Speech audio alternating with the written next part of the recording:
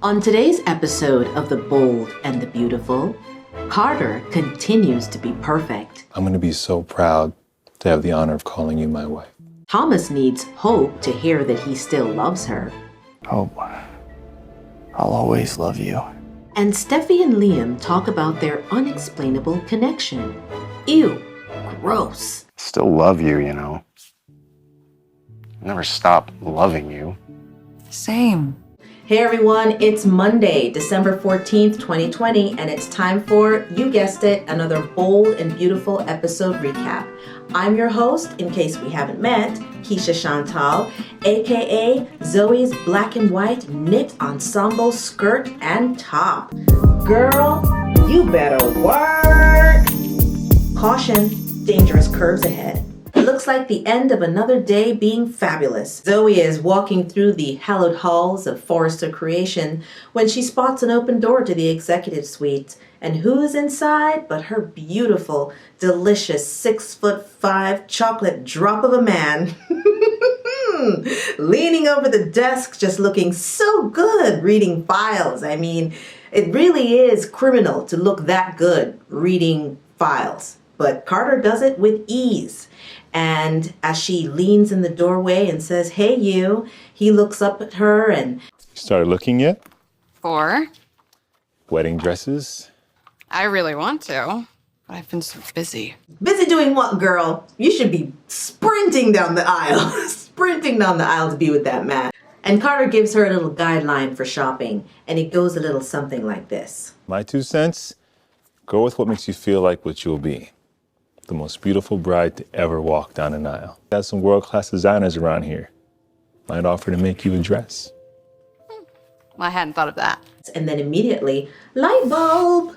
Why don't we have Zende design her wedding dress? And every stitch and every pattern will be a journey down the road to absolute torture. Because he's so lovelorn over Zoe and really wants to be with her. But, you know, he's trying to be the good man and by squelching down his feelings so that Zoe can have the love of her life. But is Carter the love of her life? Stay tuned. If only this love fest would go on and on and on, but Zoe and Carter are interrupted by a breathless Zende who rushes into the room to say, "You guys, you're not gonna believe what happened to Thomas." Of course, Zoe is completely flabbergasted at this news. Brain surgery, but we just saw him at a meeting a couple days ago, and they list out all the reasons why they thought that he was fine. But they forgot one thing. Zende, I mean, you were there. He seemed perfectly fine. I mean, did I miss something? No, you seemed his usual self. Professional, engaged, helpful. Neurotic and obsessed and caught in a web of unrequited love. And then Zoe says, you know, my heart just goes out to him, you know? I mean, poor Thomas. I'm going to be so proud to have the honor of calling you my wife. Can someone please Xerox this man so that I can get a duplicate? Because damn, he says all the right things. And I know that Zoe doesn't deserve it. I know she's going to act up. I know she will. Damn it. And after Carter says that, guess who's over in the back looking all salty? Oh man, I wonder how hard it's going to be for Zende to hold back. Because it looks like it's getting harder and harder by the day. Let's see if we can still make visiting hours at University Hospital. I'm going to call an Uber. You guys can tag along. I hear that Hope is keeping Thomas company. I'm sure it's going to be juicy. Thomas, listen to me. You just had brain surgery, all right? You need to take it easy. I can't take it easy. Hope is doing her best to keep Thomas calm. She says, you had a medical condition. Okay, but it's been addressed. Actually, it was in a dress. You dressed it. You made clothes for it. I don't know what it's called. Mannequinitis? Mannequin otis? Mannequini? I don't know what it's called, but you had it and the doctors addressed it and everything is going to be fine. I worked so hard not to be. He didn't say this, but this is what he wanted to say. To get back to you, Hope.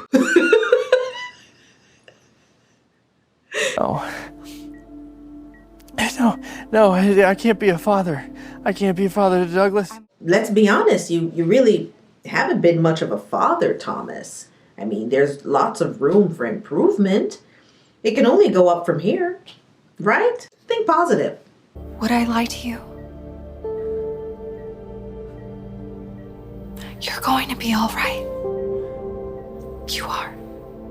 The slate has been wiped clean, Thomas, and it is fully clear for you to pull that rope up, that lifeline that she's thrown down to you, and just pull yourself up into her heart and stay there. And it won't be hard because Liam is on his way out.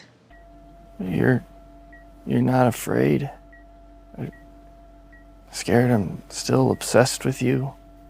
No, I can't be judgmental, Thomas. Thomas is obviously very comforted by these words, and he goes, I want you to know that I am no longer obsessed with you. It's fine.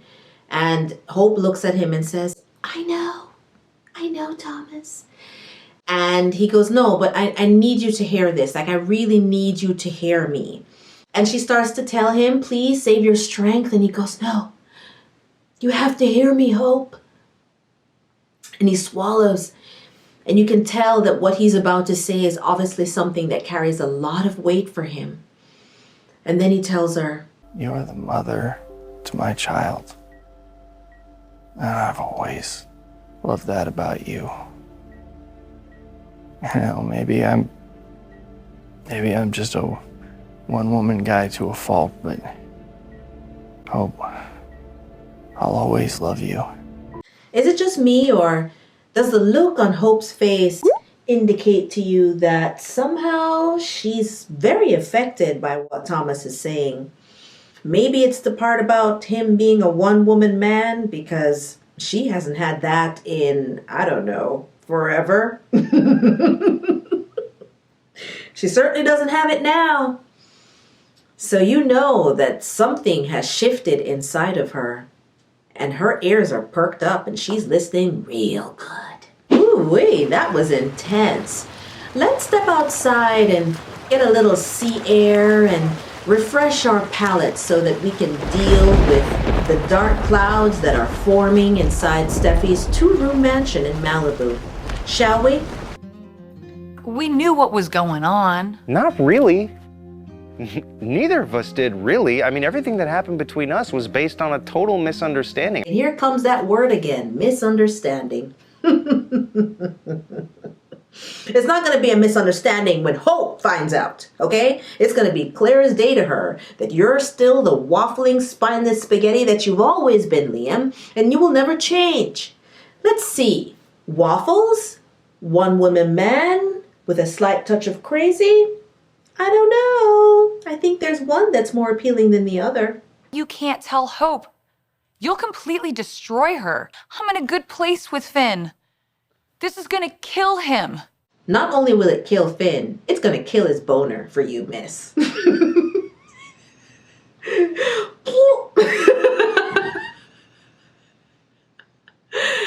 in the moment, I mean, it felt right. Yeah, it did. it felt right? Ew. My God, Steffi. How can that feel right? How can this feel right? It's a waffle. And it's not nearly as hot as Finn, okay? Prove me wrong. You can't. Don't even try it. You're so special, Liam. And you're a big part of who I am. You opened my heart in ways I couldn't even imagine. But the problem... I'm wondering, what is this all about? Why are we going through memory lane and talking about all the things that we love about each other? This relationship has been dead and deader for the longest while, and I don't want to go down memory lane with you, okay? I hate it. The past has already happened. The future hasn't happened yet. All we have is a present, and I don't like this present. It's not a present at all. It's a nightmare. So please let it end.